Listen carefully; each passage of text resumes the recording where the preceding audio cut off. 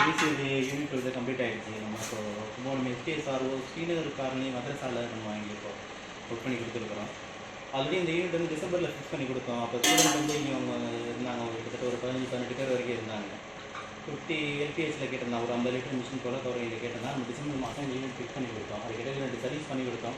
உங்களுக்கு வாட்டர் வந்து அயன் இருக்குது, உங்களுக்கு அது மஞ்சள் காய் அதிகமாக இருக்கிறதுனால இந்த ஃபில்டர் வந்து அடிக்கடி கொஞ்சம் கம்ப்ளைண்ட் வந்துகிட்டே இருக்குது. உங்களுக்கு ஃபஸ்ட்டு செகண்டும் இருக்கும், சென்டரில் கார்பன் கொடுத்துருப்பாங்க உங்களுக்கு. அது இந்த ஃபில்டர் இருந்துச்சு.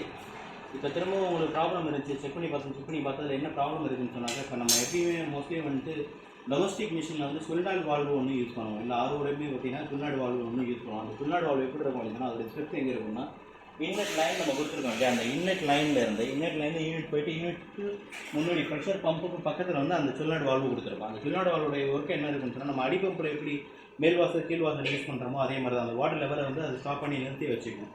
மிஷின் ரன்னிங்கில் இருக்கும்போது அது ஓப்பன் ஆகிட்டுன்னு சொன்னால் அந்த வாட்டர் சப்ளை கொடுக்கும் உங்களுக்கு. அதே மாதிரி தான் அந்த செக் வால்வுங்கிறது, அந்த எஸ்பி சுல்நாடு வால்வுங்கிறது வந்து அந்த அடிவாசல் மேல்வாசல் மாதிரி தான் அதோட யூசேஜ் இருக்கும். கமர்ஷியலில் பொறுத்த வரைக்கும் அந்த வால்வு வந்து நம்ம கொடுக்க மாட்டோம். என்ன ரீசன் அப்படின்னு சொன்னாக்க, இது வந்து ஓப்பனில் இருக்குங்க எப்பவுமே. இவங்க யூஸ் பண்ணுறதை நீங்கள் பார்த்துருப்பீங்க. டேங்க் வந்து ஸ்டோரேஜ் டேங்க் கிடையாது, டேங்க் செப்பரேட் டேங்க் யூஸ் பண்ணிட்டு இருப்பாங்க.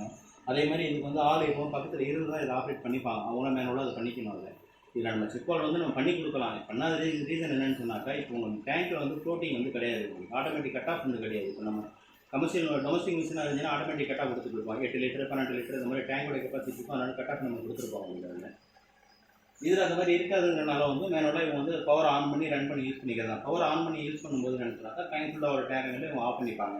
அதை ஆஃப் பண்ணிட்டு யூசேஜ்க்கு அப்புறம் அந்த வால்வு வந்து அவங்க க்ளோஸ் பண்ணிக்க வேண்டியதான், க்ளோஸ் பண்ணி யூஸ் பண்ணிப்பாங்க.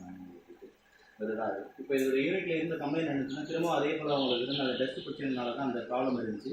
அதே நம்ம கிளியர் பண்ணி கொடுத்துருக்கோம். கிளியர் பண்ணி கொடுத்து இன்னும் அவுட்டு இன்னரில் அந்த டியூப் எல்லாமே ஓரளவு ஸ்டோக்காக இருந்துச்சு. அந்த டியூப் எல்லாமே நம்ம சேஞ்ச் பண்ணி கொடுத்துருக்கோம், மாற்றி கொடுத்துருக்கோம். நல்ல லெவலில் இப்போ ஃப்ளோ வந்துட்டு இருக்கிறோம். அவங்களுக்கு எதாவது பியூரிஃபிகேஷனுடைய லெவலில் அது வந்து வேஸ்டேஜோட வாட்டரோட லெவல் இருக்கும். இது 1 மணி நேரத்துக்கு 50 லிட்டர் இதோடைய கெப்பாசிட்டி.